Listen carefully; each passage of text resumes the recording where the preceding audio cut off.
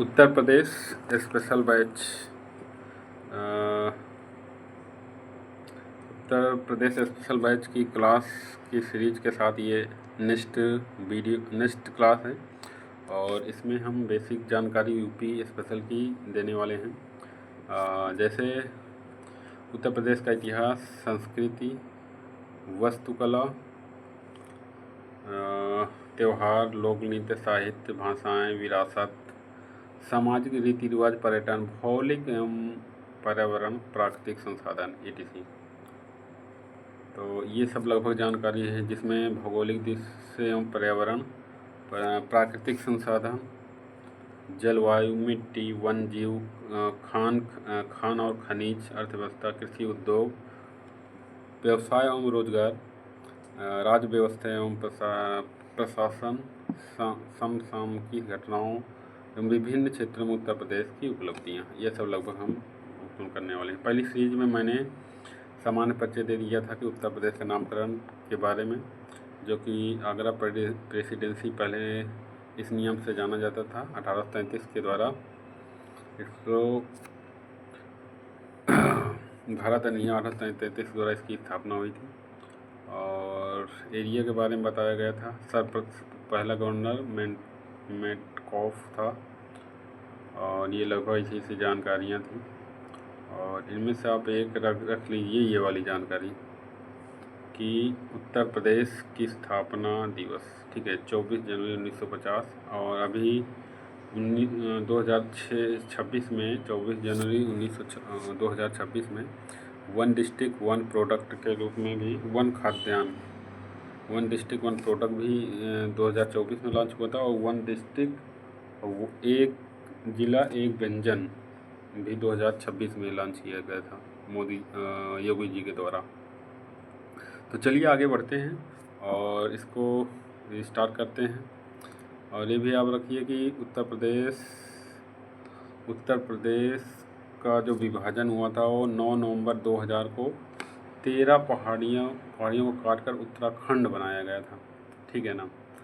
और पहली बार जो 26 जनवरी दिवस जो अधिकारिक रूप से घोषणा की गई थी 2017 में की गई थी, लेकिन पहली बार मनाया गया 2018 में, वो भी महाराष्ट्र के तर्ज पर, ठीक है ना। और 24 जनवरी 2025 को इसकी जो स्थापना दिवस थी वो 76वां थी, 2018 में पहली बार मनाया गया था, ठीक है ना। और इसकी थीम क्या थी? थीम थी कि उत्तर प्रदेश में विकास एवं विरासत प्रगति, ठीक है ना। उत्तर प्रदेश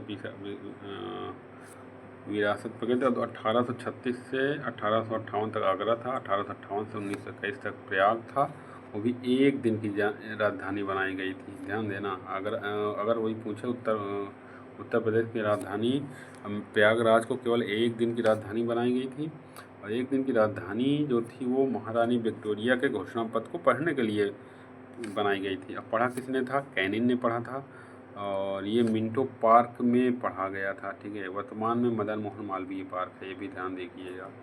आगे पढ़ते हैं।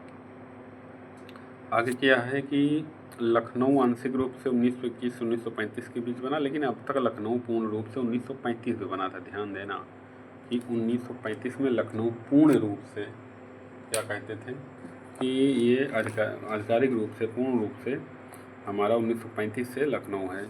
और इकोनॉमिक जो है वो हमारा कानपुर राजधानी है, न्यायिक राजधानी प्रयागराज है, धार्मिक और सांस्कृतिक राजधानी वाराणसी है। और यहाँ पर एक क्वेश्चन और भी पूछता है कि ऊर्जा के रूप में न्यायिक राजधानी जैसे है वैसे एनर्जी राजधानी किसको कहा जाता है? तो वो सोनभद्र को कहा जाता है। ध्यान देना, किसको? सोनभद्र को कहा जाता है, ये याद रखना, ठीक है ना। सोनभद्र की जो कार्यस्थली है वो रावशगंज है, तो इसको कहा जाता है। आगे पढ़ते हैं।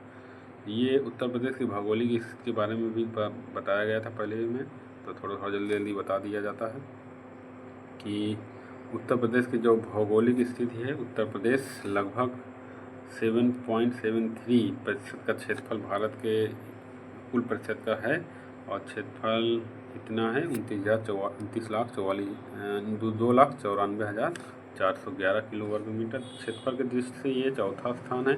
पहला है राजस्थान और दूसरा मध्य प्रदेश, तीसरा MP, चौथा UP, फिर गुजरात, कर्नाटक। ठीक है ना, इस प्रकार से है। और इसका जो क्षेत्र है वो 23.52 से लेकर 30.24 मिनट उत्तरी अक्षांश है। देशांतर में 77 से 84, इतने याद करना है। 30 से 7, 30, 23 से 30, 77 से 84, दोनों के बीच लगभग 7 का डिफरेंट है। ठीक है ना, 77 3, 23 3, 7 7 का डिफरेंस है। 77 84 23, इतना। आगे बढ़ो।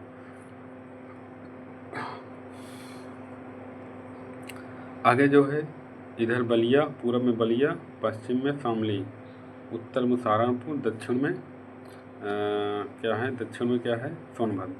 और जो ऐसे वाली लाइन है वो 650 है, जो ऐसे वाली लाइन है 240 है। ठीक है ना, 240 है। आगे बढ़ते हैं। और उत्तर प्रदेश की सीमा से लगे राज्य एवं केंद्र शासित प्रदेश। देखो 8 राज्य, 1 UT, 1 अंतर्राष्ट्रीय।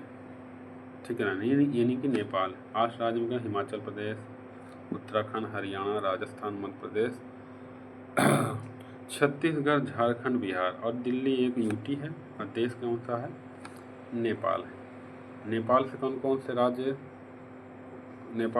कौन से राज्य सीमा साझा करता है, तो पीलीभीत, लखीमपुर खीरी, बहराइच, श्रावस्ती, बलरामपुर, सिद्धार्थनगर, महाराजनगर।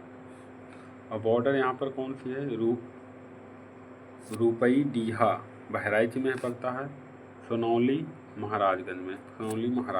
ठीक है। अच्छा, महाराजगंज तुम्हारा बिहार से भी कनेक्ट होता है। किससे होता है, बिहार से भी कनेक्ट होता है। और दुधवा राष्ट्रीय नेशनल पार्क किसमें है, लखीमपुर खीरी में है, जो नेपाल के शुक्ला फांटा वन्यजीव अभ्यारण्य के साथ गलियारे के साथ साझा करता है। सोहर गिरबरवा वन्यजीव अभ्यारण्य महाराजगंज के चितवन नेशनल पार्क के साथ गलियारा साझा करता है। तो याद रखना, दुधवा कहाँ, लखीमपुर खीरी हम जानते भी हैं, हमारा राष्ट्रीय पार्क वो नेशनल पार्क है। और ये किससे, नेपाल के शुक्ला फांटा वन्यजीव के साथ और चितवन नेशनल। उत्तर प्रदेश की सरकार ने नेपाल में बसे गांव, उत्तर प्रदेश कौन गांव, एक भवानीपुर है, टेढ़िया, बिछिया, डिबिया, ये ऐसे गांव हैं जो नेपाल के बॉर्डर पर हैं। मैत्रिक बस सेवा की बात करते हैं तो जो हमारी एक बस चलती है वाराणसी काठमांडू के लिए, लखनऊ से काठमांडू के लिए, रुपही डीहा बहराइच के नेपाल के लिए। उत्तर प्रदेश का बढ़नी, सिद्धार्थनगर और नौतनवा महाराजगंज रेलवे स्टेशन से नेपाल को जाने के लिए आप जा सकते हैं। उत्तर प्रदेश से लगे राज्य। हिमाचल प्रदेश की बात करते हैं। हिमाचल प्रदेश केवल एक सहारनपुर, बिजनौर जिला। ठीक है ना। उत्तर प्रदेश के सबसे कम सीमा साझा करता है कौन, हिमाचल प्रदेश। ये उत्तराखंड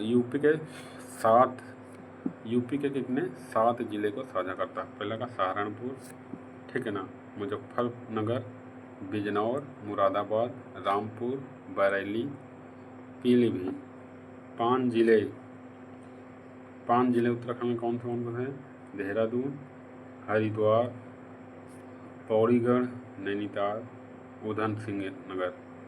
और चौथा क्या है, बिजनौर, मुरादाबाद, रामपुर, बरेली, ये तुम्हारे यूपी के हैं। कौन से, मतलब कि 5 जिले तुम्हारे उत्तराखंड से, 4 जिले यूपी से, बिजनौर, मुरादाबाद और बरेली। ठीक है ना। मैप खोल कर आप बैठेंगे तो बड़ा मज़ा आएगा। मैप खोले रहिए और उसको देखते रहिए, मिलाते रहिए। उत्तर प्रदेश पुनर्विधेयक अधिनियम 2000 में जानती हो, राष्ट्रपति ने मंजूरी 2000 दी। तत्कालीन राष्ट्रपति कौन थे, KR नारायण। उत्तराखंड के गठन के समय यूपी के CM कौन थे, सूरजभान। ठीक है ना, कौन थे, सूरजभान। रामनाथ सिंह कौन थे, रामनाथ सिंह इसके CM थे और सूरजभान हमारे राज्यपाल थे। ठीक है ना। राजनाथ सिंह, सॉरी, बीजेपी से आई थी, उसके बाद बीजेपी जब से आई है ताबड़तोड़ यूपी में मचा कर रखी है। तो मतलब 2000 में बीजेपी की सरकार थी तुम्हारे यूपी में। और आगे बढ़ते हैं। और ये उत्तराखंड बरेली, उत्तराखंड जो हम प्रवेश करते हैं वो बरेली से करते हैं। और किसाऊ बांध परियोजना कहाँ है? टोंस नदी पर है, यमुना की सहायक नदी टोंस नदी है। और उत्तराखंड, ये उत्तराखंड उत्तर प्रदेश हिमाचल प्रदेश की बीज बांध बनाया गया किसाऊ बांध। हरिपुरा जलाशय और नानक सागर जलाशय जैसे बांधों को उत्तराखंड व उत्तर प्रदेश में चर्चा रहती है। हरिपुरा जलाशय और नानक उत्तराखंड उसके बीच रहती है। हरियाणा की बात करते हैं तो 6 राज्यों को टच करता है। यूपी के 6 राज्य कौन कौन से हैं? और हरियाणा अपने 7 जिले को टच कर 7 जिलों से टच करती है किसको? यूपी को, जिनमें से नूंह है, पलवल है, फरीदाबाद है, सोनीपत है, पानीपत है, करनाल, यमुनानगर। उत्तर प्रदेश हरियाणा के बीच ये है, इसको याद रखो। दीक्षित अवार्ड का संबंध सीमा विवाद है। उत्तर प्रदेश हरियाणा के बीच दीक्षित अवार्ड का संबंध जो है ये सीमा विवादन है, इसको याद रखना। राजस्थान से बात करें केवल 2, कौन कौन से? भरतपुर, धौलापुर, ये राजस्थान के 2 जिले हैं। लेकिन चंबल नदी दोनों राज्यों को प्राकृतिक सीमा के निर्धारित करती है। चंबल नदी, ठीक है ना। ब्रज संस्कृत क्षेत्र मथुरा, वृंदावन, राजस्थान, भरतपुर, डिंग, ठीक है, ब्रज क्षेत्र के अंदर आते हैं। ये बहुत बार पूछा, ठीक है ना। ये दिल्ली, आगरा, जयपुर, दिल्ली आगरा त्रिकोण, दिल्ली आगरा जयपुर, दिल्ली आगरा जयपुर, ठीक है ना। त्रिकोण, इसको याद रखना, दिल्ली आगरा जयपुर। कौन सी? दिल्ली आगरा जयपुर, दिल्ली आगरा जयपुर, दिल्ली आगरा जयपुर। त्रिकोण, स्वर्ण त्रिकोण, दिल्ली आगरा जयपुर। चलिए आगे बढ़ते हैं। एमपी जो कि 11 एमपी जो है वो यूपी के 11 जनपदों को टच करता है। 11 जनपदों में से एमपी के 13 जनपद हैं, यूपी के 11 जनपद हैं, ठीक है ना।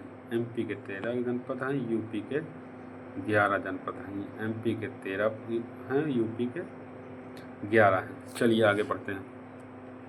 और 11 में से कौन कौन से? आगरा है, इटावा है, जालौन है, झांसी है, ललितपुर है, महोबा है, बांदा है, चित्रकूट है, प्रयागराज, मिर्ज़ापुर, सोनभद्र। ये इतने राज्य हैं जो यूपी के हैं। और एमपी की बात करें तो उसके 13 हैं। यह एमपी के 3 ओर से घिरा हुआ है। कौन? ललितपुर की बात हो रही है। ललितपुर की बात हो रही है कि एमपी से जो है ये 3 ओर से घिरा हुआ है। झांसी से लगने वाला एकमात्र जिला है, ठीक है ना। झांसी लगने वाला एकमात्र जिला है। आगे बढ़ते हैं। धसान नदी उत्तर प्रदेश मध्य प्रदेश के बीच की सीमा को मुख्य है। मध्य प्रदेश की में शिवपुरी नगर है एक, ललितपुर झांसी से सीमा साझा करता है, ठीक है ना। केन बेतवा परियोजना जानती हैं, उत्तर प्रदेश मध्य प्रदेश के बीच में, इन दोनों के बीच स्थित हिमाचल श्रेणी है, जल विभाजन का कार्य करती है हिमाचल श्रेणी। छत्तीसगढ़ आ जाते हैं। छत्तीसगढ़ मात्र यूपी का सोनभद्र जिला को टच करता है। बलरामपुर जिला है छत्तीसगढ़ का, एक बलरामपुर जिला है जो केवल सोनभद्र को टच करता है। कन्हार परियोजना छत्तीसगढ़ और झारखंड, उत्तर प्रदेश, छत्तीसगढ़, झारखंड के बीच है। कौन सी? कन्हार परियोजना। छत्तीसगढ़ राज्य का गुरु घासी दास नेशनल पार्क और सोनभद्र का वन क्षेत्र आपस में जुड़े हुए हैं। गुरु घासी छत्तीसगढ़ का, इसका ये। झारखंड केवल सोनभद्र और गढ़वा जिला, छत्तीसगढ़ झारखंड केवल गढ़वा जिला से है। इधर छत्तीसगढ़ याद करना, गढ़वा जिला, झारखंड मतलब छत्तीसगढ़ का बलरामपुर जिला और झारखंड का गढ़वा जिला, सॉरी, छत्तीसगढ़ का बलरामपुर जिला और झारखंड का तुम्हारा गढ़वा जिला, ये टच करते हैं, ठीक है ना। और यातायात की बात करते हैं तो यातायात में पंडित दीनदयाल उपाध्याय जंक्शन जो है तुम्हारा यातायात का मुख्य केंद्र है। बिहार की बात करते हैं, बिहार 7 जिलों को टच करता है, जिनमें से महाराजगंज से सोनभद्र तक टच करता रहता है। इसमें कुशीनगर भी है, देवरिया, बलिया, गाजीपुर। बलिया से हमारी गंगा बिहार में प्रवेश करती है, चंदौली, सोनभद्र। और 8 जिले बिहार के हैं, ठीक है ना। जैसे 13 ज़िले एमपी के थे, वैसे 8 ज़िले बिहार के हैं। कौन कौन से हैं इनको भी देख लेते हैं। जिसमें पश्चिमी चंपारण, भोपाल, सीवन, सारण, भोजपुर, बक्सर, कैमूर, रोहतास, ठीक है ना। इसमें गंडक परियोजना यहाँ पर है बिहार और महाराजगंज कुशीनगर के बिहार के पश्चिमी चंपारण से अलग करती है, ठीक है ना। ये परियोजना बिहार में वाल्मीकि नेशनल पार्क है, जो सोहगीर बरवा अभ्यारण्य, महाराजगंज सुहागी बरवा इसको कहते हैं, वैसे सोहगीर बरवा नहीं, सुहागी बरवा कहते हैं, महाराजगंज में है, ठीक है ना। महोबा जो है बुंदेलखंड क्षेत्र में आता है, उत्तर प्रदेश का एक महोबा जिला उत्तर प्रदेश के जिला बुंदेलखंड में आता है। तो आगे बढ़ते हैं, ये आगे आ गए।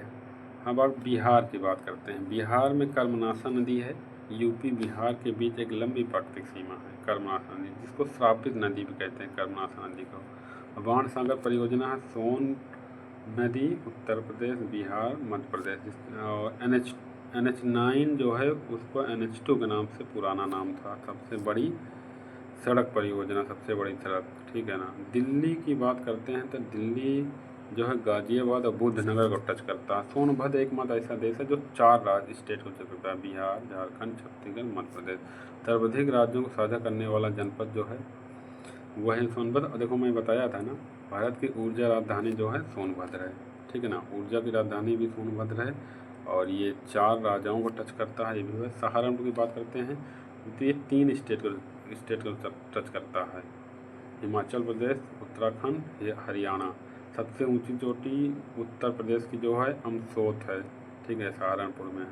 मथुरा की बात करते हैं, मथुरा 2 राज्यों को टच करता है, हरियाणा और जयपुर। आगरा केवल राजस्थान और मध्य प्रदेश को टच करता है, ठीक है ना। हरियाणा की बात करते हैं, आगरा की बात करते हैं तो ये राजस्थान और मध्य प्रदेश को टच करता है। आगरा जो है पश्चिम से राजस्थान के धौलपुर ज़िले और दक्षिण में मध्य प्रदेश के मुरैना जनपद से टच करता है, ठीक है ना। आगरा सर्वाधिक जिलों के सर्व करने वाला एक डिस्ट्रिक्ट है, वो है बदायूं, 8 डिस्ट्रिक्ट को टच करता है। सर्वाधिक जिलों के सर्व करने वाला बदायूं जो 8 डिस्ट्रिक्ट को टच करता है। और सबसे कम जो है वो ललितपुर है, केवल 1 ज़िले को। एक देश एक राज्य के सीमा साझा करने वाले पीलीभीत और महाराजगंज। एक देश और एक राज्य, इधर पीलीभीत और सहारनपुर जो ही हैं, बिहार नेपाल, उधर उत्तराखंड नेपाल, पीलीभीत महाराजगंज, ठीक है ना। एक देश और एक राज्य, पीलीभीत महाराजनगर। क्षेत्रफल की दृष्टि सबसे बड़े डिस्ट्रिक्ट लखीमपुर खीरी, फिर सोनभद्र, फिर हरदोई, फिर सीतापुर, फिर प्रयागराज। तो ये भी याद रखो, ठीक है ना। ये बढ़ते हुए कदम है। तो लखीमपुर खीरी, सोनभद्र, हरदोई, और हरदोई सबसे ज़्यादा डिस्ट्रिक्ट को टच करने वाला। सबसे छोटा हापुड़ है क्षेत्रफल की दृष्टि से, हापुड़। इसका पूरा नाम पंचशील नगर पहले था, और उसके बाद एक भदोई, और सबसे छोटा हापुड़ भदोई संत रवि, पुराना नाम क्या है भदोई का? संत रविदास नगर। भदोई का पुराना नाम संत रविदास नगर था, पहले पंचशील, और हापुड़ का पंचशील नगर था। गाजियाबाद, शामली, गौतम बुद्ध नगर। अच्छा, शामली के नाम प्रबुद्ध नगर भी था, ठीक है ना। पंचशील नगर किसका? हापुड़ का। और संत रविदास नगर किसका है? भदोई का। सबसे बड़ा मछली क्षेत्र वाला जिला, वाव। सबसे बड़ा मछली कह रहा हूँ, सॉरी यार। सबसे बड़ा शहरी क्षेत्र वाला, शहरी भी एक प्रकार की मछली होती है, दिमाग में क्या चल रहा है, सॉरी ठीक है ना। तो सबसे बड़ा जो शहरी क्षेत्र है उसकी बात करते हैं, तो उसमें सबसे पहले लखनऊ आएगा, सबसे छोटा श्रावस्ती शहरी क्षेत्र में, और सबसे बड़ा वैसे किस में आएगा? सबसे छोटा हापुड़, और सबसे बड़ा कौन आ जाएगा? लखीमपुर खीरी क्षेत्रफल से। राष्ट्रीय राजमार्ग की बात करते हैं तो स्थापना के समय राष्ट्रीय राजधानी क्षेत्र 8 डिस्ट्रिक्ट आते हैं यूपी के। कौन कौन से? 8 डिस्ट्रिक्ट आते हैं। एनसीआर में 4, एनसीआर में शामिल होने वाले 4, और स्थापना के समय जोड़े गए जो डिस्ट्रिक्ट थे वो थे गाज़ियाबाद, गौतम बुद्ध नगर, बुलंदशहर, मेरठ। ठीक है ना। और जो बागपत को जोड़ा गया था 1997, हापुड़ को 2011 में, इसको याद रखना। हापुड़ सबसे छोटा भी है क्षेत्रफल में। मुजफ्फरनगर 2015 में, शामली 2017 में। ठीक है ना, शामली 2017 में। और एनसीआर में 4 एनसीआर तब डिस्ट्रिक्ट को जोड़ा गया था, उसमें से अलीगढ़ है, मथुरा है, हाथरस है, बिजनौर, सहारनपुर। सहारनपुर को अलग कर दिया गया है, अभी केवल 4 है। ठीक है ना, तो ये भी आप याद रखिएगा, राष्ट्रीय राजधानी। और अगला जो है कि भैया बाराबंकी, हरदोई, सीतापुर, बरेली, उन्नाव। अभी बताता हूँ ये क्या है।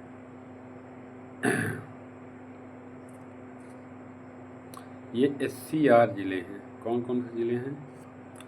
SCR ज़िले की आबादी व क्षेत्रफल। ठीक है ना, कौन कौन से? SCR ज़िले। SCR मतलब स्टेट। राजधानी मतलब लखनऊ से जो जुड़े हुए हैं, लखनऊ क्षेत्र में जो आते हैं, ये उनके लिए बताया गया है। ठीक है ना, लखनऊ क्षेत्र से जो हैं, तो लखनऊ हो गया, सीतापुर, बाराबंकी, उन्नाव, रायबरेली, हरदोई। तो ये बाराबंकी, उन्नाव, रायबरेली, हरदोई, सीतापुर, ये लखनऊ जो राजधानी है उसके क्षेत्र में आने वाले ये सब डिस्ट्रिक्ट हैं। SCR का मुख्यालय लखनऊ ही है। उत्तर प्रदेश राजधानी क्षेत्र सेवा प्राधिकरण के अध्यक्ष कौन होते हैं? CM साहब होते हैं। CM साहब, वो कहते नहीं, एक डायलॉग है, सरकार बदलने जा रहे हैं तो उसके बाद वो कहता है CM साहब भाड़ में जाएं। तो राजधानी चिन्ह क्या होता है? 1938 में स्वीकार किया गया है। वृत्त से अंदर घेरा हुआ ये 2 मछली हैं।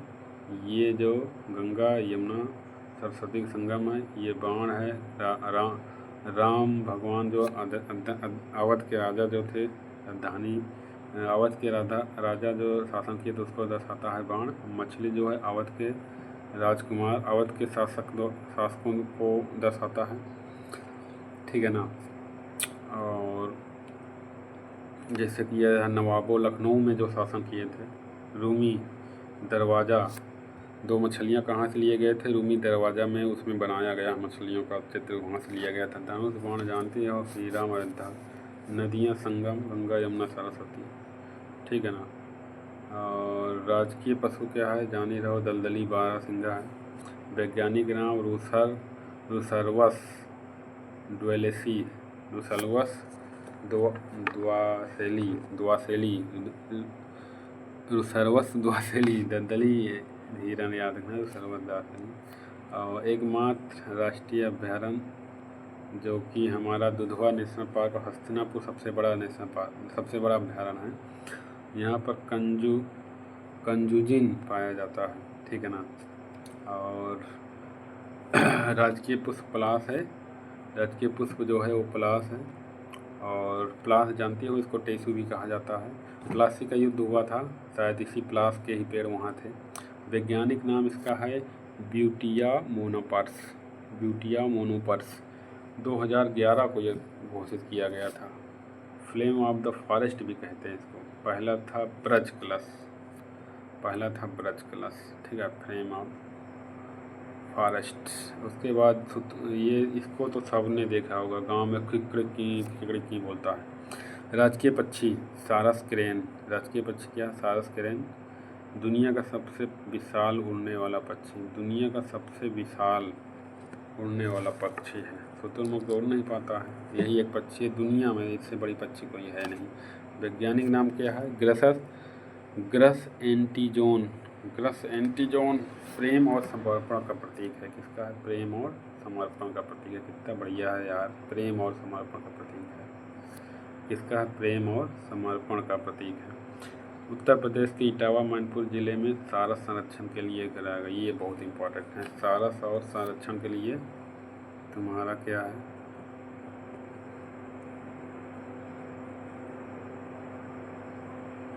सारस और मैनपुर इटावा। अच्छा, इटावा को एक नाम से और जाना जाता है, लायन सफारी पार्क, इटावा को लायन सफारी पार्क, और लायन सफारी पार्क इटावा को जाना जाता है। वहाँ पर